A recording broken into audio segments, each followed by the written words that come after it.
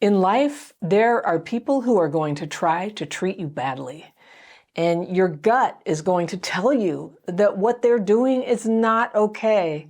And your gut knows you need to get out of there. But if you were abused or neglected as a kid, there is something a lot stronger than what you know to be true. And that's the fear of leaving someone you formed an attachment with. It will make you doubt what you see and hear with your own eyes, and you'll talk yourself into putting up with something that 2 hours ago you knew was a deal breaker. Now, I'm not a therapist, but I know all too well how much we can hurt ourselves with self-deception. My letter today is from a woman I'll call Janine, and she writes, "Dear Anna, I grew up with an alcoholic, depressed, and abusive father who works 6 days a week in construction, and a working mother who ran an embroidery business out of our home." All right, I've got my fairy pencil. I'm going to circle things that I want to come back to on a second reading, but let's go see what Janine has got going on here. She says, "I have one sister. Growing up, my dad was hot and cold. He was difficult to be around without him getting angry and being insulting. My mom was a saint, I thought, for how she handled my dad's aggressive criticism and behavior, though now I see she was a codependent and she was abused by my dad. She would tell us to just fall in line with whatever he said, not to upset him. My mom also struggled with her weight badly, as I did growing up, and she was tired and working often to help make ends meet. I remember her having severe knee pain most of my childhood, and it being an easy target for my father to make horrible comments about her weight. We still have the same family dynamics, but my dad targets me now for politics instead of my mom. I have a good relationship with my mom. My sister is very quiet, likes to keep to herself, but we do interact regularly." Okay. "I'm 36 now, and I've been in a relationship for almost 9 years with a man who is 8 years older than me. He has one son who is now 20. When I first met him, I was immediately attracted and was easily sucked in because I was longing for attention and to get out of my parents' home, which I was fortunate enough to use as a landing, and because I had left another crappy relationship. Yikes. All right, so I got that. Okay. I thought him being a single dad was endearing, and I wasn't sure if I wanted children. He seemed to have it together, considering that at the time, he picked me up for our first date in a very new-looking Jeep. But the next time we met, he had a different older car. I found out soon after it was because the Jeep had been repossessed, he told me. I kept feeling bad for him and wanting to help make things better when things took their turn in his life. He had some family losses and struggled with his son on weekends. But we enjoyed each other and had fun together a lot too. He's generally very kind to me and loving still. He asked me to move in with him just under a year into dating. I agreed because I was desperate to move out of my parents' house and I liked him. And when I moved in, I saw that he hadn't cleaned dishes in the sink for probably a month. The house was a mess. I was devoted to making it a cleaner and homey space. I nested and doted, and time went on and I picked up a lot of slack. I see now I was being codependent. I noticed he had a similar hot and cold relationship with his son, like I had dealt with my dad. Verbal and physical abuse. He said it was justified for bad behavior. Oh my gosh. His ex-wife wasn't and isn't a great mom, drug and alcohol abuse, but I only saw this on the weekends with him, since that's the only time he had his son. I justified it for him and just kept myself out of it. There were other things that bothered me and other times where I didn't think he was a good fit for me, but I always squashed those feelings down and just kept going at it. Things hit ahead a year ago when I asked him about marriage. Finally, and after a weird not proposal where he handed me his deceased mother's wedding band, he told me to, "Here, wear this at work so guys stop hitting on you," as a joke. It didn't even fit my finger. Early on, I didn't care about marriage, but it was bothering me that he wouldn't even consider it after all this time now. Or at least give a ring that fit and symbolized us, not his mother's ring. Come to find out, he hasn't filed his taxes since his divorce. We don't share finances at all, and I did that originally because of his ex and son, and I didn't want to be entangled until his son was 18 years old. At that time, I told him to get it figured out.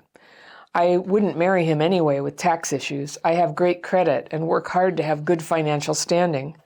He never did, and over our relationship, I realized I'd fallen way behind on my own savings and paying more than my share out of love and hopes for the future with him. On January 1st this year, I don't know how, probably your videos helped, but I finally got the courage to tell him I want to leave and I'm looking for a new place. He said he didn't realize it was an ultimatum before and that he will get it resolved and make it right. He said to give him 1 more year and we will be married, his taxes fixed, and other things that he'd been neglecting. I just let him talk and became passive again. I'm stuck in my own mind. Do I allow his plea for 1 more year to make it right? I don't want to throw away almost 9 years with him, but I also don't want to waste more time, and I think I'm holding myself back in this relationship. I hate that I also feel like I didn't communicate well at all in this relationship from the beginning, and me going along with everything was just helping him feel that it was all right. All right. I'm finally taking responsibility for speaking up and caring for myself, but I need a push to get out, I think. The information you give has been hugely helpful in other ways, but I struggle onward. Thank you. And that is from Janine. Oh, Janine. Yeah, what a tough situation. So let me go through and tell you what I heard in your letter. So you grew up with an alcoholic, depressed, and abusive father. And it sounds like you found somebody who matches that to a large degree, maybe not as severe, but severe enough. I'm going to tell you right now, what really bothered me in the story is that he was physically and verbally abusive to his son. And maybe the son is big now, but abusing his son and believing that that's what it takes to get his behavior together is such a huge red flag. The dishes in the sink for a month, even when he has like a new flame coming over, it's a red flag. And then not getting his financial stuff together all that time. Now, maybe he will get it together, maybe, but basically what I hear is somebody who is, abusive, deading, can't make a commitment. The thing about the ring, like it's not criminal that he did that, but it's telling. It's just telling. And it's kind of symbolic. It's like, here's my crappy family history, so other guys won't hit on you. And you're right, you named it. It's not a ring that fits you and your relationship with him. The abuse is really the big thing to me. I realize a lot of other things affect you a great deal, but when somebody is abusive to anybody, there's a risk that they're going to become abusive to you. So I really flagged that. And you didn't mention in his perception of an ultimatum whether that came up at all, that it bothered you that he did that. I hear that it bothers you that you didn't speak up when it bothered you. But I just hope you're speaking up now. I feel really bad for his kid. It's hard when a step-parent or step-parent figure sort of stands there when abuse is happening. And I understand your point of view, like I can't get involved, but I feel like a line needs to be drawn there. And he's at a point now where he's like, okay, I will get it together. I will do it because you're leaving. And if you had to leave for him to get it together, it's also a little bit like worrying. I don't know. Maybe he will. Maybe he will have a radical turnaround and deal with stuff. But I would say this is the time to lay your cards on the table about what all the things that are not acceptable to you, and to go ahead and move out.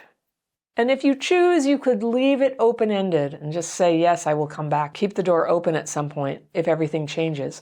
But here's the thing. Somebody with really serious entrenched problems like that, they didn't get there overnight. They don't leave overnight. So even if they make a fresh start for a year, it's really hard to tell if it's a safe bet. So here's what I think for you, Janine.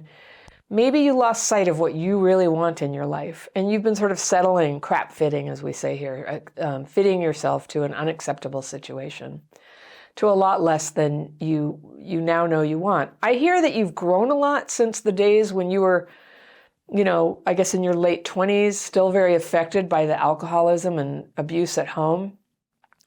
not so clear on who you are or what you want, and that's coming along for you now. Like, I encourage you to make space for that. And at a certain point, when two people are so completely mismatched in terms of growth levels, there's going to be a lot of downward pressure on you when you're trying to improve yourself and your life to stay matched. It will be experienced as betrayal and abandonment often by people who can't change. Maybe he needs to find out if he can change. Maybe it won't work. Maybe you need time to just see, like, is this really what you think?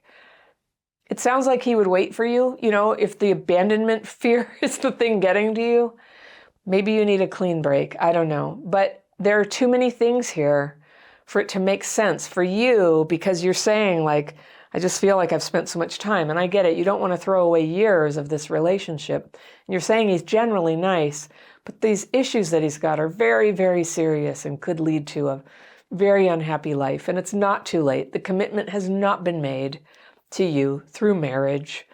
And even married people can get divorced. So if you were my friend and you told me about this, I'd say I'd support you either way, Janine. I would support you either way. But I sure hear you. This stuff is not okay. And promises that he's going to fix it. Well, everybody who has this level of problem is capable of saying they're going to fix it. The people who actually do it are the ones who are special. And time will tell. Time will tell if that's him. You have time.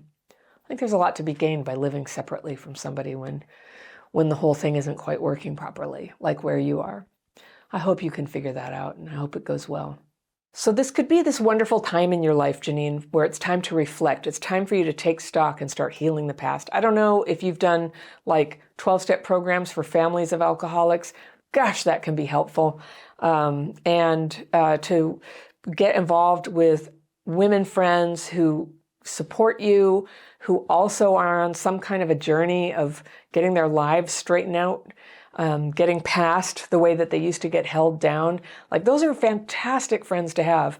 And I'll tell you, friends who have been traumatized often have quirks and foibles that make them a little bit difficult at times. But that's because, that's what it does to us, right? We have that too.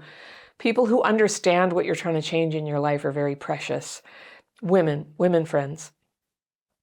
So I encourage you to make your life fun and rich with friends, so it's easier for you to make choices that are good for you, which sometimes require that you stop participating in a choice that's not good for you.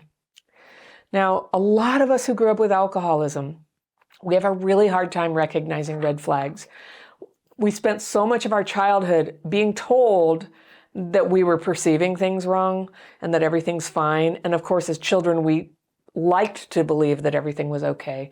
So we end up with a broken red flag detector. You can heal that. You can heal your red flag detector and start to have better discernment of, like, is this a deal breaker? Is this just like a little thing?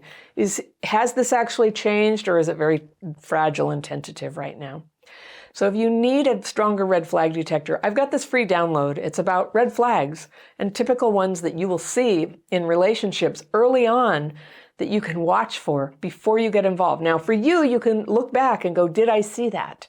And should you end up dating again, you can keep it in your purse and always have it with you so that you can stay alert and stay awake and not go into denial about the red flags you see. All right? If you want to download that, it's free. You can get it right there, and I will see you very soon.